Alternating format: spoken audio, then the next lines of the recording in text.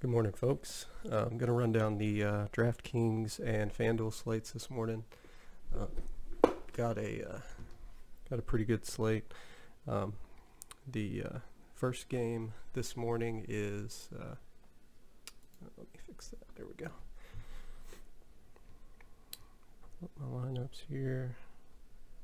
Is Auburn and Arkansas. Big debate here is the Arkansas or Auburn running situation. Not sure what they're going to do. Cam Martin is 4,600 for them. Let me just pull up their team here. Yep. Okay. So Cam Martin is supposedly the going to be the lead back here. He's kind of a smaller guy, so not really a every down back. Will be interesting to see what kind of game he has. DJ Williams is 3K for Auburn, and he could have a big game as well. He's supposedly the every down back, so we'll see what happens there. I don't want to play any of the Arkansas running backs at all, even though their offensive line is pretty decent. Auburn's defensive line is pretty stout. Let's see. Let's look at wide receivers here. Auburn, Seth Williams has been the guy here the last couple weeks, and he's only 5,700. I like him a lot. Anthony Schwartz may get his brace off his hand finally, and he can make a big play and get to value pretty easily. Arkansas here.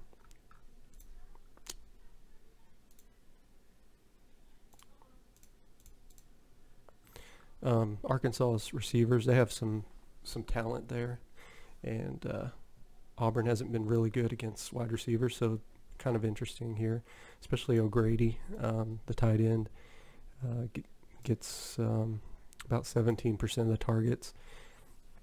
Him and Knox and Woods and Burks are the four that they go to, so I could see them all have big days there. So quarterbacks, Bo Nix would be the only one I'd play from this game. If fading the running back situation there, you could play him, and he could have a big day. He's pretty inexpensive. Let's see. Yep. And they give up 24.1 points per game to the quarterback position. So you could see them having a big day. 53.4 points per game to wide receivers. And they've played a pretty weak schedule, so he could go off at $6,800. And he runs a little bit. He can run some touchdowns in as well. All right. Next game is Florida and South Carolina. Let's see here.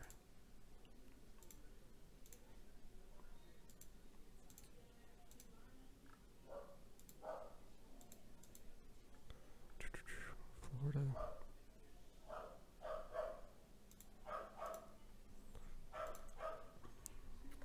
Okay. So for Florida on the wide receiver side, they're playing a defense that gives up a lot of points to wide receivers. The issue is the weather. There's some high winds, supposedly 30 miles an hour or so. I don't really like that situation for Florida, even though their wide receivers project well. If going one, maybe Pitts, because he's a tight end and will get receptions closer to the line of scrimmage. And he's a pretty talented wide receiver as well, tight end. So I like him. South Carolina, I don't want to play any of the wide receivers there. Let's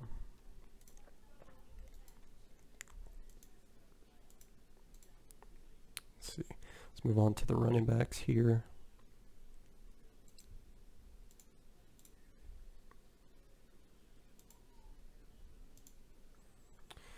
Because that's where we're going to look.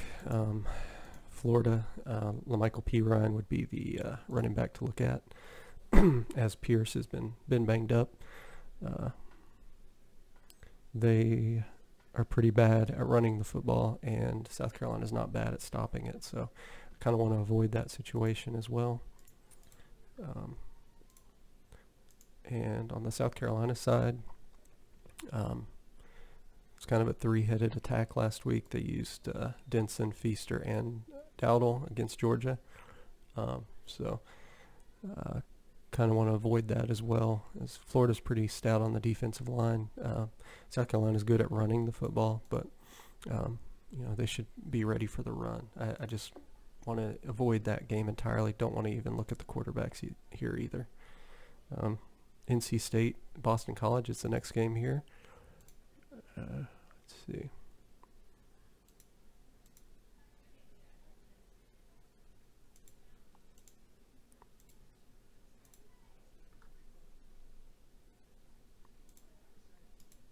Okay.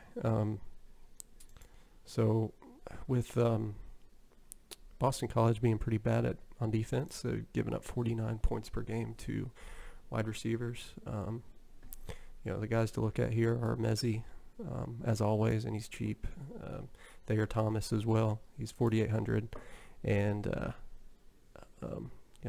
they make up about over 40% of the targets with these two guys.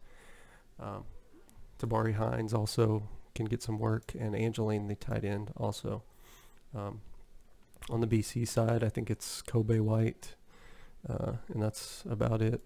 He's their big play guy, and the thing with North Carolina State's not going to give up anything on the ground, so you're going to look for your points through the air here if you're playing this game. This is 24 total for Boston College, so maybe playing one guy, it's either him or Zay Flowers.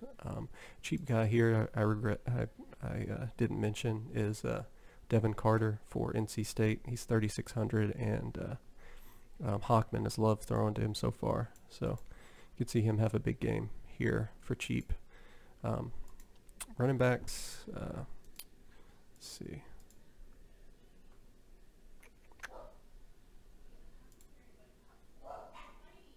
Don't want to play anybody on the BC side. I think that Dillon is too expensive at 7,500. There's much better options there. Zonovan Knight is 5,100, and Jordan Houston is also cheap, 4,900. So could play either of those guys. It's they give up 29 points per game to running backs, and they get about 50% of the carries there. So I definitely like that. Both lines look good. Boston College isn't giving up a lot on the ground. On the quarterback side, I don't really like anything on either side. Sorry, dog's going crazy. Either just play the wide receivers in this game. If you need some cheapies, they've got some good ones for you. All right, next game, Clemson and Louisville. I really like this game. It has a possibility to shoot out if Louisville can keep up, which I don't think they will, but you just never know. On the running back side, let's start there. Etienne's probably my favorite running back play today. I'd love to get Hubbard into my lineups, but I think he can match him there. Doesn't get the bulk, doesn't get 50% of the carries like Hubbard does, but you can see him getting a ton of carries here, and possibly score every time he touches the ball.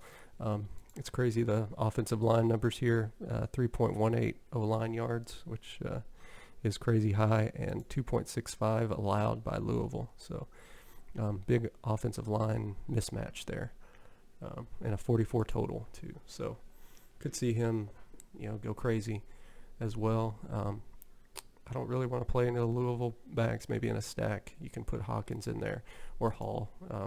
If you kind of think that they'll be able to run the ball. Clemson's defensive line is not great this year.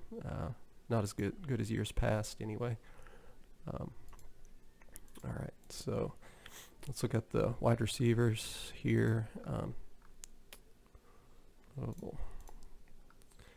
Justin Ross is probably my favorite value wide receiver today. In a 44 total, Louisville's bad against wide receivers, and he gets about 25% of the targets. He gets his targets closer to the line of scrimmage, but got a 44 total, so he can definitely put up a couple touchdowns. T. Higgins supposedly is probable for this game, so if he plays, he should be really good. For some reason, he's out. You may want to play Joe Ngata. He's one of my top value plays if Higgins is for some reason missing. Amari Rogers is also pretty inexpensive. I just don't love his upside. For Louisville, I think it's Tutu Atwell, and that's it. He's 5,500 in a 19 total, and he's been getting the majority of the targets the last couple weeks. In GPP, maybe play Fitzpatrick or Dawkins. Those two guys can have a decent game as well.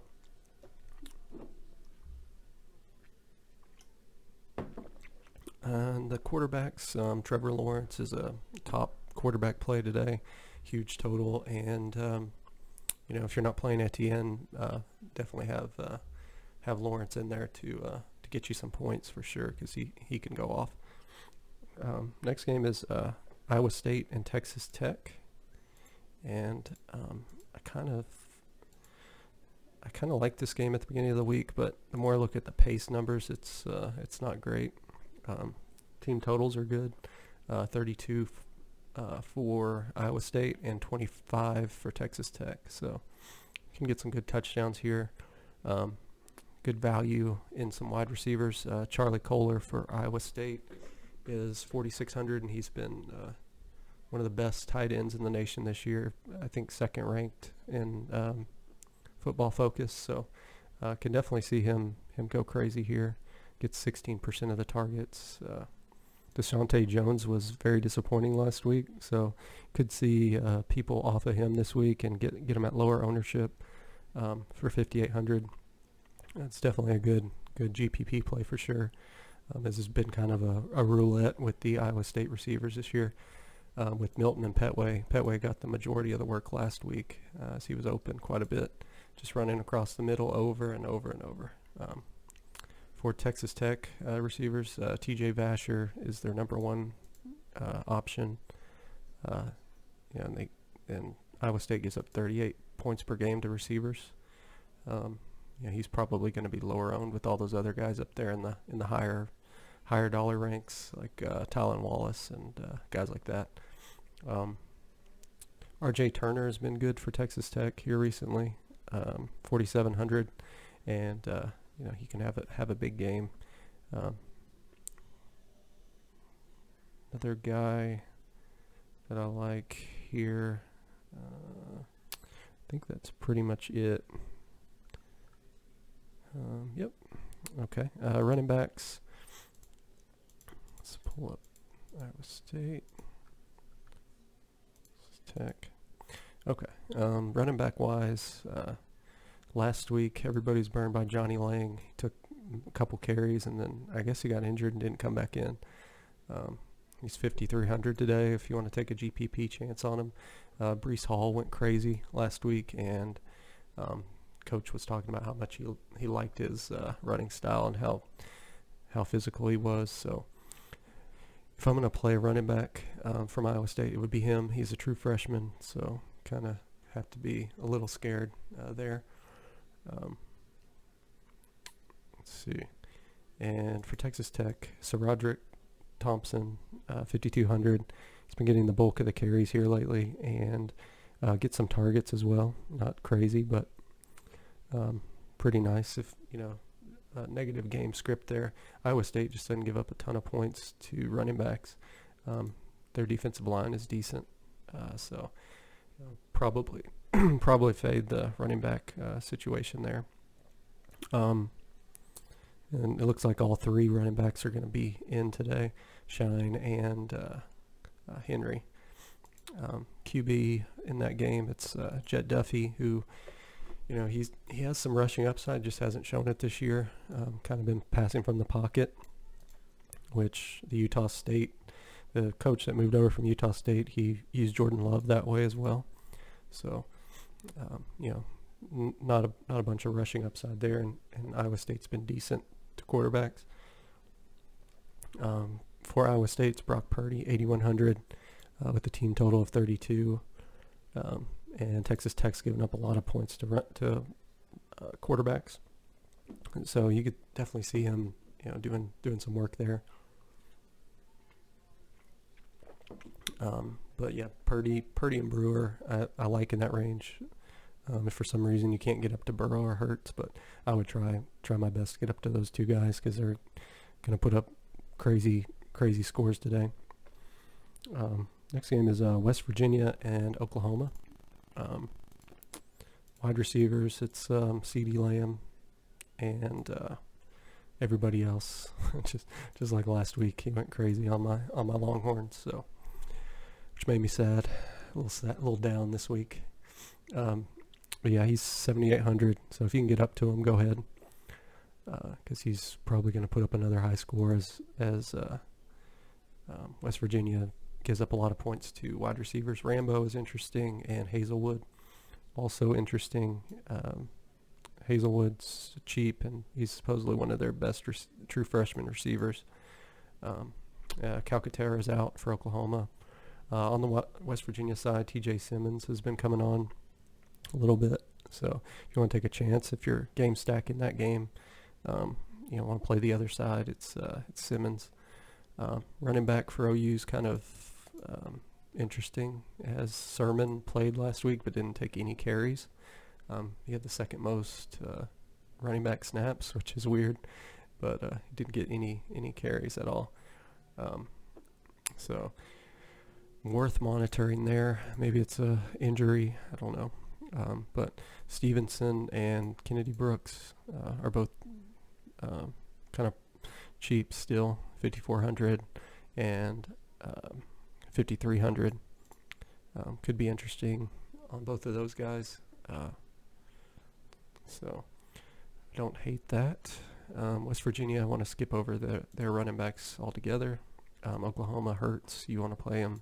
He's too cheap, and West Virginia is not very good on defense, especially rush defense. So that 100-yard bonus will be nice. Let's see. Okay, next game is Oregon State and California. Let's see here. That's an interesting game because I think California can run and pass all over Oregon State. They're pretty bad on defense.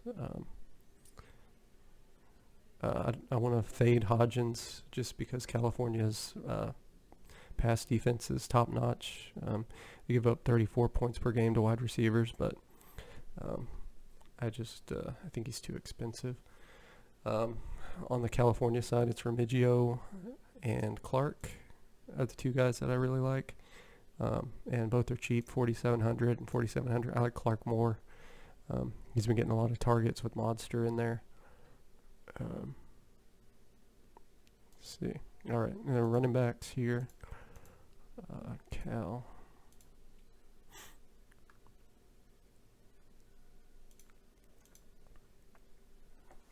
Okay, so my favorite under 6,000 running back is Christopher Brown.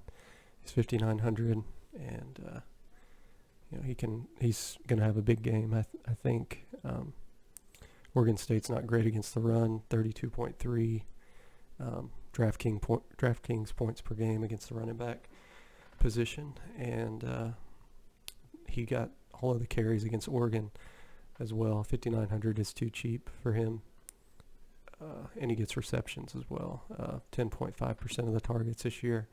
He actually caught one in the end zone against Oregon in their last game. Oregon State running backs are interesting. Pierce is 5,600, and defensively, Cal's been bad against the running back position. But I kind of think game script may get it out of control a little bit. And at QB, it's Modster for Cal. Everybody's on him. He's going to be pretty chalky, but I like him to have a big game here. He's only 5,700, so in that low range of quarterbacks, I think maybe just play him.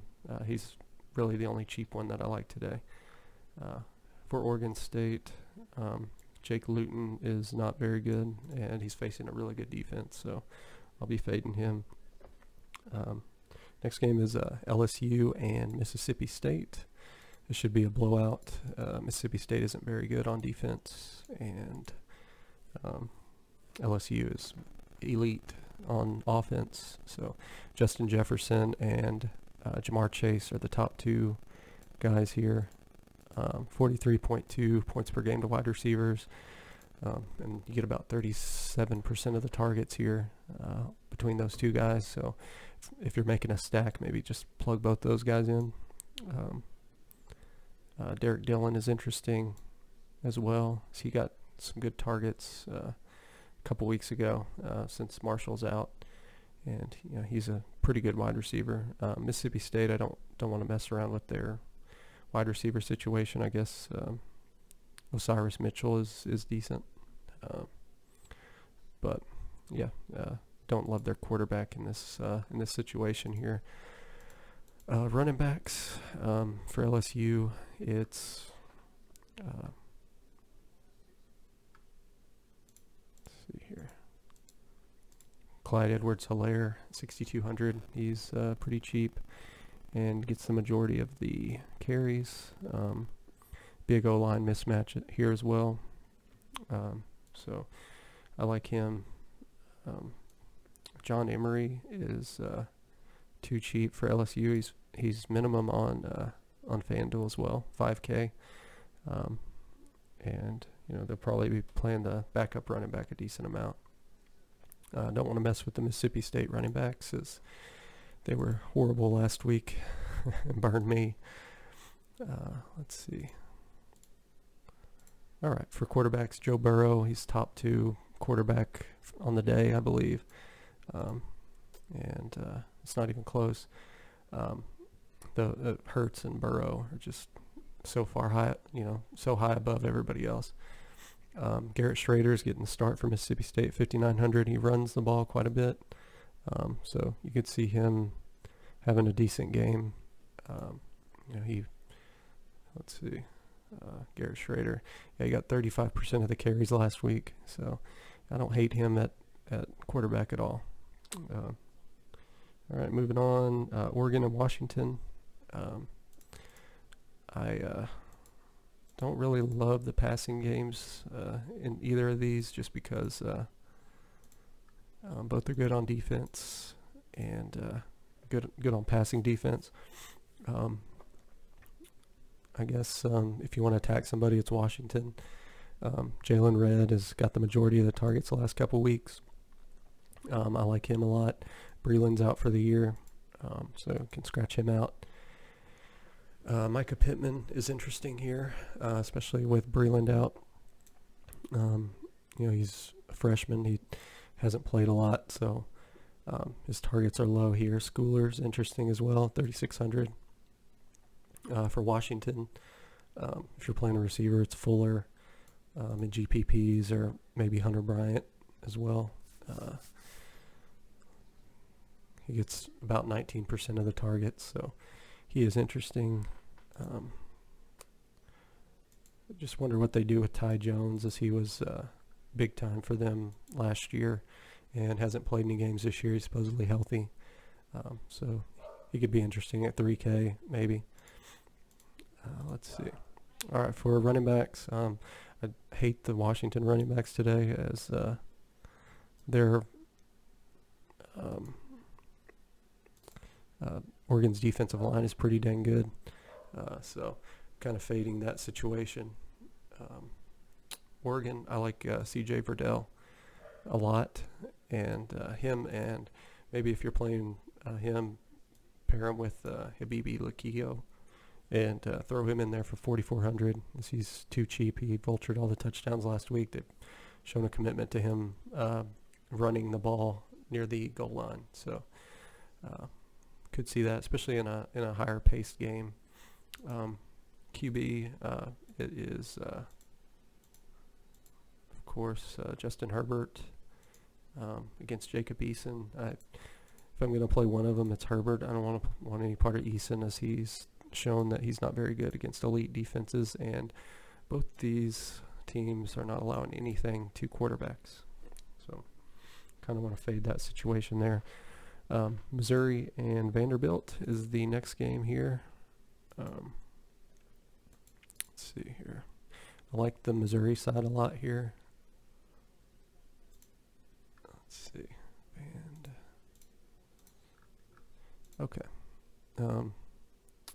So Kalijah Lipscomb is questionable today. So just don't know if he's playing. If not, makes Pinckney interesting, as he should get a ton of the targets. Let's pull up the targets from last week here. Vanderbilt.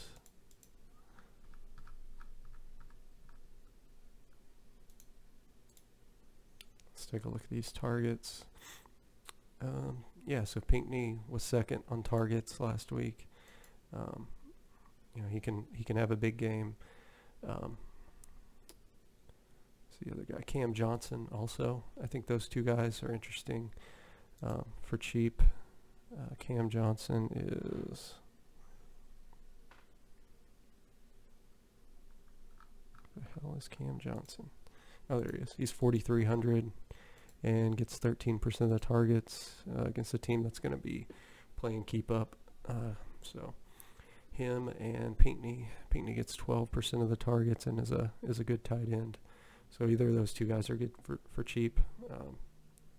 On Missouri side, it's a mess at wide receiver. Alberto always is a good option. Didn't really have a big game last week, but going against a poor defense. So him and Nance and Johnson can all have good games out of nowhere. Running back wise, my second, probably my third favorite running back on the slate. On the Mizzou side is Larry Roundtree, no D, because other teams can't play D against him. So I like him and Beatty a little bit. He's only 5,300. Maybe pair those two together in a stack, because he does get some receiving work as well. Dawson Downing has been getting carries in blowout games as well. So could see him have a big game. I don't like the Vanderbilt running backs at all, so I'm not going there. For Missouri on the quarterback side, I want a piece of Kelly Bryant. Probably they give up 25 points per game to quarterbacks, so 6,900. It's definitely a really good price. All right, moving on to the last game on the DK slate. It's Baylor and Oklahoma State. The late hammer, and it should have some fireworks here. Just because I don't have Chuba in my core doesn't mean I'm not going to play him, because I'll definitely have some stacks of this game, because it could go crazy. Baylor's defense has gotten a lot better, but it's still a good offensive team. Wide receivers, there's a lot of value in these Baylor wide receivers. Mims, Thornton, and Snead. They've been the three guys this year, and they can go crazy. Let's look at the Baylor targets from last week. Let's see. Baylor. Okay. So Mims got 9 after getting 15 the week before. Thornton got 5 after getting 14 the week before. Snead got 3 after getting 7 the week before. So all of their yards per target are high. Chris Platt can go off too. He's a pretty damn good wide receiver and can make a big play as well. Hasty gets a lot of targets from the running back position. With Ebner possibly being out, could see his snaps increase today. Just don't know there. On the Oklahoma State side, it's Tylan Wallace gets 37% of the targets at 7,400. I like him quite a bit in a stack for sure. Stoner gets 20% of the targets, is $4,800 against a pretty bad pass defense. So could see him going crazy as well. Landon Wolf is interesting here. Let's see. All right, running backs. Let's look at the running backs here. Like I said, Ebner might be out for Baylor, and if so, leaves a pretty clear winner there. Probably see a lot of Lovett as he got most of the carries last week. Let me pull up.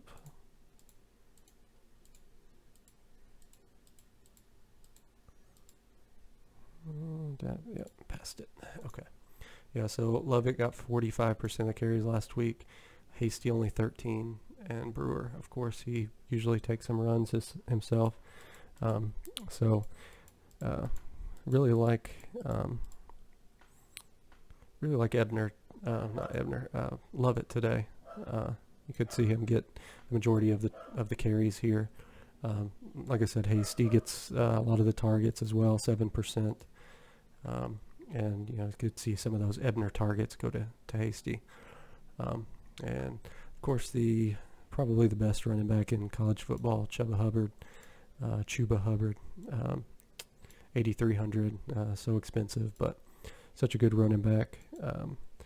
They are facing a Baylor line that's pretty decent, 2.13 D line yards. So I don't love him as much as some of these other lower priced running backs, but I think he has a pretty good game.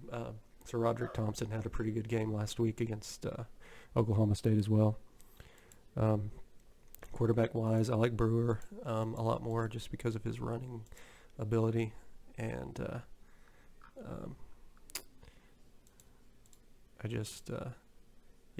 either just Sanders is so inaccurate, and I just don't love him. Brewer will run the ball and throw as well, and Oklahoma State's given up a lot of points to quarterbacks. So that wraps up the DK slate. Let me pull up the FanDuel slate here. Let's see. All right, there we go. So we got a couple extra games here. Georgia and Kentucky. I want to avoid the Florida State Wake Forest game if the weather's crazy. But Cam Akers is probably my favorite running back play if it's not crazy. He's not as expensive as these higher priced guys. So I like him a lot. I want to keep fading Eno Benjamin until finally it pays off for me. But he's a decent play. Puka Williams against Texas can have a big day. Low ownership, 8,400, and I like him a lot. Roshan Johnson, 8,200 against Kansas is too cheap. He will share some of the carries with Ingram, but I like it. Deion Jackson's going to be the lead back against Virginia, 8,800. It's him and Durant, so I like that. Spiller against Mississippi, 6,900. That Texas A&M line is pretty bad, but he can have a big game for cheap. He hasn't paid off so far this year, but he looked good against Alabama last week. Let's see if there's anything else that I love here at the running back spot. Breece Hall, 6K on FanDuel, so that seems way too cheap. Michael Hasty, 6,500. Durant is only 6,300, so I like him a lot. Wide receiver wise, let's see. Take a look here. See how it differs. Parchment at 8,200 is too cheap, and Elijah Moore, 8,300 is too cheap. I love Plumlee on FanDuel today, so if you want to pair him with somebody, be Moore, as he gets most of the targets. Shante Jones took a big price drop after his disappointing week last week, 7,700. Let's see. Hazelwood is only 5,200. If he has a breakout game today, he could. Let's see.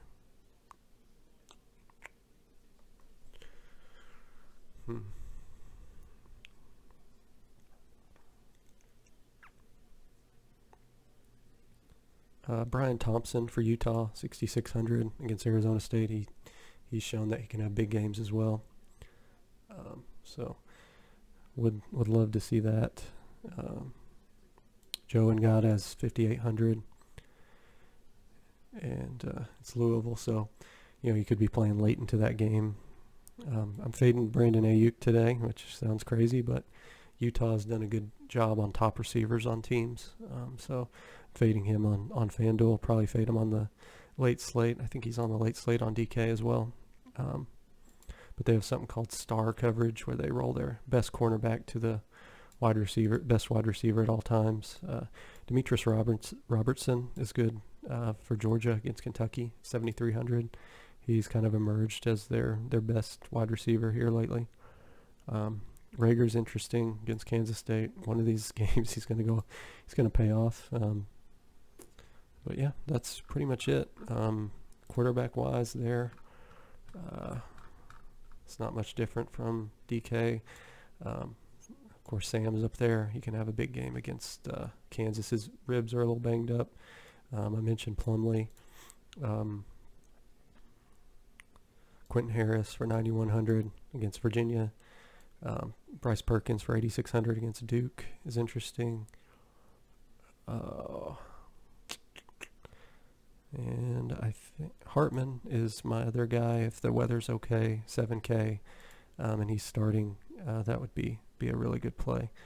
But yeah, that pretty much wraps it up. Just let me know if y'all have any questions in the Discord, and I'll get back with you. Y'all have good luck to you, and have a good Saturday.